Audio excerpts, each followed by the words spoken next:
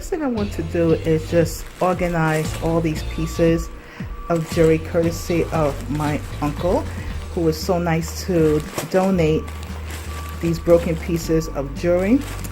And one thing I like about broken pieces of jewelry is that you can really use them for a variety of things, such as for example, you can use them for paper clips if you like, or you can use them to put on a notebook. This bag in particular is special because it came from my friend. She's also an artist as well. So again, I cannot thank my friends and my family enough for donating these pieces, because if it wasn't for you guys, I wouldn't have the pleasure of doing this type of craft work. So this is a clip-on earring. I don't know if anyone still wears clip-ons, but this is just an example. What I'm going to do is, this is the piece I want, so I'm just going to break this piece off using the pinchers. So I'm going to try to attempt this to show you with one hand. I'm just going to go to the edge, as you can see here. I'm just going to pull it. Now it's my, oh, there we go. That's it. See this? There it is. So as you can see, nice clean cut. Now if you're a little more picky and you actually want to cut this down, you can in fact do that. Let me focus a little bit. If you want to cut this piece down, you but for me personally, as long as this has a semi-flat surface, I'm good to go. And what you could do with things like this is, for example, if you want to glue this onto something, you can use hot glue, which I have right here. Okay, you can use hot glue. This is just a piece of cardboard that I use. As you can see, I use it for my glues. You know, I'm a recycle lady, so use what you have. This mesh I'm using is actually what you put down on cabinets. Like if you want to lay your dishes down in the cabinet, this is like a, I guess what they call like a cabinet mesh cover, something like that. I'm not sure the actual name, but you get the idea. So you can take something like this, I'm not saying on the mesh itself, but just to give you an example, and use either hot glue or E6000 glue to glue it on, say, a hard surface like wood, or if you want to use it on, say, a plastic surface like this. Don't mind me, I was eating pineapples, but if you wanted to, say, glue it on, say, a plastic surface, you could. You could even glue this onto clothing if you like. So it's really up to you. These are really fun pieces to, in fact, work with. If you are using a heavy jewelry piece such as this one, one of the things you can do is, because sometimes when you break off pieces of jewelry, this is going to be the result. As you can see, it's really jagged and you don't want that to scratch anyone. So here's what you do. You cut a piece of felt, and what I like to do first is I like to hot glue these edges first, just to give it some base, and then I put the felt on top like this. And then once I do that, once that's glued together, that's when I take my paper clip and I glue the paper clip onto the felt as such, and then I take another piece of felt, for example, and put it on top. So just to give you a perspective, it will look something like this. And I'm doing this one-handedly, so I'm just showing you without using glue. So let's say I put my paper clip here. I know that don't look right, but just to give you an idea, and then I cover it so you don't have to see this edge. And I did one already to give you an example. So if you really look up close, you're going to see the felt that was glued first. You can still see the hot glue. This is just a sample, so it's not quite perfect, but just to give you an example of what it looks like. So for this one, I put the hot glue on first.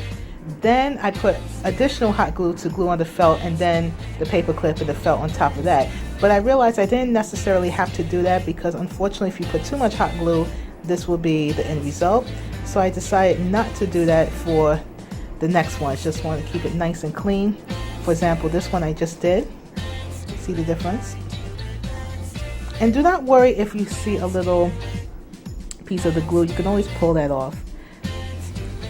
Okay, and this is going to be covered. You're going to glue your paper clip onto this base, and then you're going to add another piece of felt.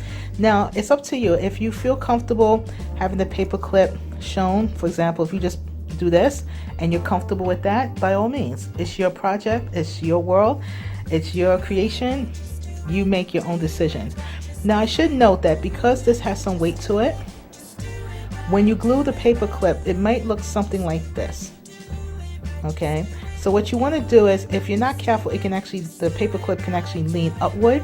So what you want to do is you just want to make sure that when you place your paper clip onto your piece of jewelry like this, or your jewelry piece I should say, when you first glue it on, you just want to press a little bit. Just want to press a little bit, so that way as the hot glue starts to solidify, the paper clip will stay in place. When you put the other felt on top of this, this is when you're going to press. So you're going to be using your thumb to press. Now when you press, just press at the edge. So you see what I'm doing here? I'm pressing at the edge as opposed to pressing like this, because see, this then it will look like this. So you just want to press at the edge. And there you go. You have your very blinged out, pretty paper clip. Now, believe it or not, these pieces, this heart and star, were actually rings. And I just popped off the backing and used it to place on the paper clip. And what I did is I used hot glue, as you can see. Okay. Now again, this is where you have to make some decisions. Me personally, I'm not that picky if you see the glue like this, because honestly, you're just using this as a bookmark, so this is what you're going to see. You're not going to focus on this too much. But if you don't like the glue to show, you can always, you have two options. You can in fact use felt to cover this, or you can use, for example, washi tape. So this is the washi tape that I have. But anyway, you can use washi tape to cover it, or you can use felt. And I just cut some strips to make the process a lot easier for me.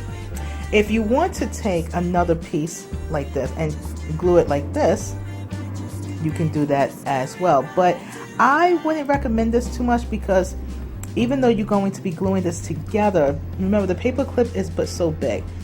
I mean, it can work, don't get me wrong, but the problem is this is pretty heavy, so you don't want to make your accent or anything you use on top of your paper clip to be too heavy.